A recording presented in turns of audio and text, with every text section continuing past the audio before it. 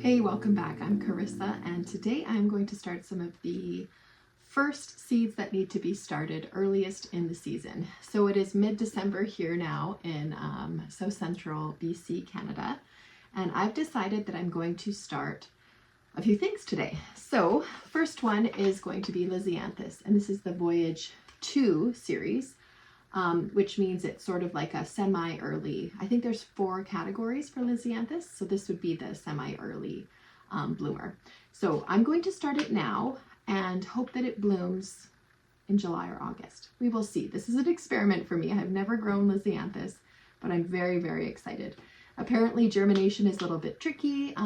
It's very picky with its watering needs. It likes to be a little bit more consistently wet. Temperature needs to change when it's germinated, sprouted, etc. But I'm excited. It's gorgeous. If you've ever seen pictures of Lisianthus, it's just, I think it's going to be worth the extra effort. So I have Voyage 2, like I said, and this is the Champagne F1 pelleted. And I believe they're pelleted just for ease of sowing. Okay, the next variety I'm going to be doing today is Eucalyptus Baby Blue. And this is an annual in my zone. I think you need to be in maybe zone 8 for it to be a perennial. But I've grown eucalyptus before. I have 3 packets, by the way, because there's 15 seeds in each one. So I think that'll give me plenty of eucalyptus to cut from. And I've grown it before. It's actually very easy to germinate for me. The first year I let it just die off once the cool weather came. But I did save some from last year. Here we've got I'm not sure which variety this one is, but I have grown, actually this looks very similar to Baby Blue, but I've grown Silver Dollar before and I really enjoyed that one. It's just a little bit of a larger leaf on it. So anyway, I'm overwintering these ones indoors and then starting, I guess that would be 45 more this year. Another one I'm starting today is Coleus Rainbow Mix. And some of these I picked up from just our local grocery stores, big box stores, that type of thing. Mackenzie is quite a popular brand here in Canada. OSC, I believed I ordered these online a while ago. So Coleus is a beautiful color. It comes in different colors. This one's the rainbow mix, so it's got a burgundy with a green outer leaf pattern in it. And these can be grown as houseplants. So I'm really excited to have something early growing that I can maybe cut from, and if not, I'll just use it as a container plant.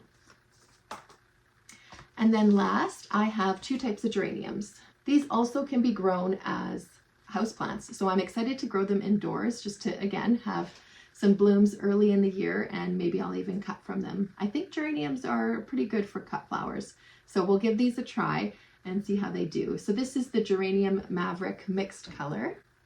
Super, super cute color. And then the next one is your typical red geranium. So I'm looking forward to getting these started. I have a heat mat. I have my shelf here. This is just a typical storage shelf that I've added shop LED lights from Amazon. It has been a dream to use. It was inexpensive. I don't know if the shelf was less than probably $100. The shop lights were maybe packs of 3, maybe 4 for about 20 bucks. I'll post it in the description below where I found these items and what the cost was, because it was just a very easy way to kind of get myself into seed growing indoors. And then the next thing would be the heat mat, which was I think about 20 bucks as well. And you don't need them for all of the seeds you start, but it definitely helps them germinate. These ones all specifically will need heat to germinate. I am in my basement, my seed starting room, and it is definitely cooler. We have a fire in our fireplace most days, so the furnace doesn't really come on. And even if it did, subterranean basements that are below the earth are typically cooler. But these ones, when they want to be germinating, they need to be in the heat. So that is what I'm going to do. Okay, and then the next thing, you can see I've got my containers here. These are just meal leftover containers. You can get a big stack of them from Costco or probably grocery stores. I love using these because they fit perfectly 2 of my soil blockers. So this is my, I think 3/4 inch soil blocker. I have the larger one as well. Most of the time I'm using this one though, because they do grow so slowly indoors. You can get away with these ones almost always, and then you won't have to transplant them into a larger one before your last frost in May or whenever your last frost is. So that, like I said, fits perfectly, 40 plants. And most of these I'm going to be growing about 40 anyway. This Lisianthus has 50, so, you know, if I spare a couple. All right, so let's get going. I will show you how I soil block. I'm not a professional by any means, but it seems to work out fine for me. You're just making sure that your soil is pre-moistened, and when you can grab a handful of it, it's wet, but it's not dripping out of your hand with excess water. So that's what works for me. I'm going to do that, and then I will be top dressing with vermiculite. And this definitely helps with dampening off. That's something I've never even dealt with, so I'm thinking it's credited to my use of vermiculite. So if you don't have it, definitely get it. It gets rid of the algae growth and different things that very vulnerable little seedlings can deal with. So yeah, it definitely has helped a lot. And then I have my little markers and my pen, and let's get into it.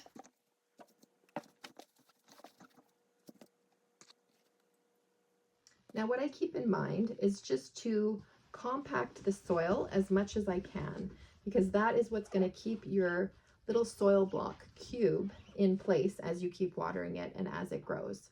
So that's typically what you do, just compact the soil. I don't worry about a little bit of extra. You can if you want, but I think it just gives it a little bit more room for the roots to grow. And then once it's in there, you can see it's quite stable because I compacted it. And then once it's stable, you are just going to be pressing and releasing the blocks into your container. And that is it. It is very simple. Okay, let us start with Lizzieanthus. Okay, here is the prized vial tube of Lizzieanthus. Now, with Lizzieanthus being a picky plant, I am going to be babying this plant. I will be checking on it daily. I'm very excited and hopeful. I do have a green thumb after all, so I'm hopeful that some will at least germinate, but we will see. I know that some gardeners do resort to buying plugs of the plant, the little seedlings, because they are just so tough. But do you know what? Gardening is full of challenges, and that is part of the fun for me. All right, so here they are. They look like gold sprinkles that you would put on little cupcakes.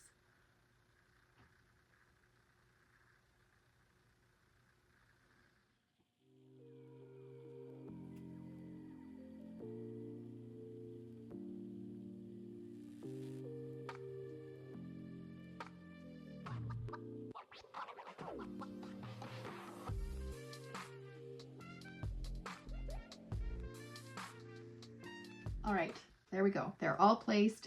I didn't count them, but I'm pretty sure they gave me more than 50, which was very generous. Lizianthus seeds aren't necessarily expensive. I wouldn't say they're maybe a little bit more, but it's just the time and the extra effort that goes into them that makes them such an expensive plant. So anyway, obviously I just placed them on top of each soil block, and there's a couple more extra in the odd soil block, which is fine. And they need light to germinate. So I'm going to be just sprinkling my vermiculite on top, and that will be enough to just lock in some of the moisture. Like I said, get rid of some of the algae growth that can happen, but they're not going to be blocked from the sunlight because they do need, I think, 12 to 16 hours of sunlight to germinate a day, plus the additional heat that I said that they would need. So I'm going to be sticking in my little label so I can remember what they are. It takes about 2 weeks to see a leaf, which is quite the wait. That'll take me to after Christmas. Placing the lid of my leftover box on top, and that will be my humidity dome. And there you have it. In 2 weeks, I will give you an update about what becomes of these little guys. So they're gonna go right on my heat mat. Okay, next up, I'm going to do my eucalyptus, like I said, baby blue. Done this before, not even stressed or worried about it. So eucalyptus is, I believe, native to Australia. So obviously it's a warm weather plant, so it'll also need, oh, that's interesting. Look how they package that. Never seen seeds packaged like that. So yeah, these will go under the heat mat, on top of the heat mat as well.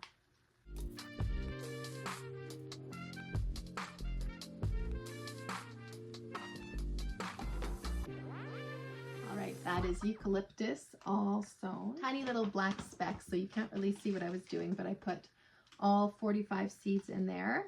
So like I said, 40 soil blocks just gives me a little bit extra, a little bit of a grace period, a little bit of grace or room, just in case one of them doesn't germinate. And there you go. Like I said, humidity dome on to the next one. Okay, let's do Coleus. So these ones don't say how many seeds come in the pack, but I'm going to start with 40 because I think that's plenty. Do you know what? I remember from previous year that I grew these from seed. They are tiny, and I love it when there's a lot of tiny seeds for an inexpensive price, because then I can just sort of liberally sprinkle them underneath my soil and not stress too much about overseeding. They look like poppy seeds.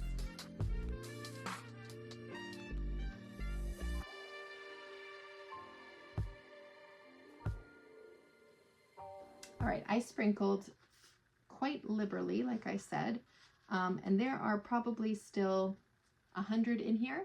So I would guess that there would be at least 150 Coleus seeds in this tiny little packet. So if for some reason I need more, there are plenty more.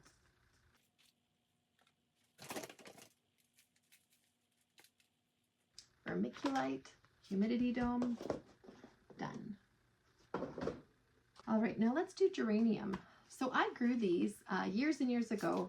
It was our first house, and I didn't know a thing about plants, which is how some of us learn, trial and error. Okay, interesting. Not a ton of seeds in this little packet.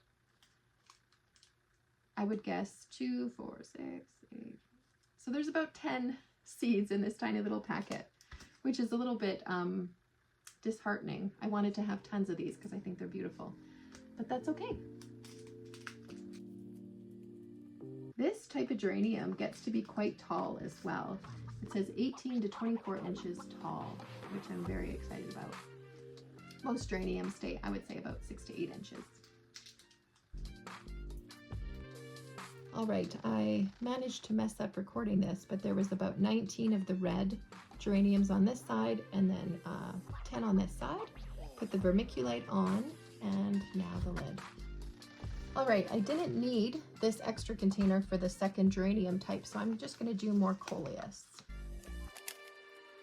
The reason why I should mention I don't put more than one variety in here is because they germinate at different lengths of time. So it's a little bit tricky if one of your plants, say you did half, this one germinated and then this one still needed the humidity dome because it wasn't germinated. So that is why I just keep to one variety per container.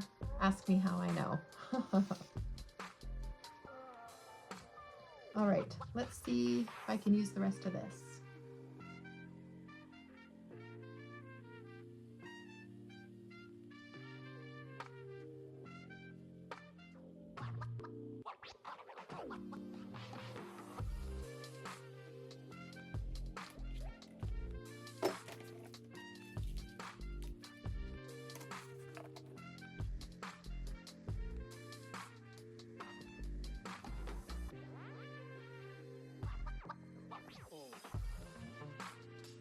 All right, well, that was my task for the day. I find it super helpful and efficient to just do little bits every week as I can, and it just doesn't get overwhelming at that point. So I'm excited to see what happens with these. I will definitely update you on the success and failures, whatever comes of them. And thanks a lot for joining me, and I'll see you next time. Bye.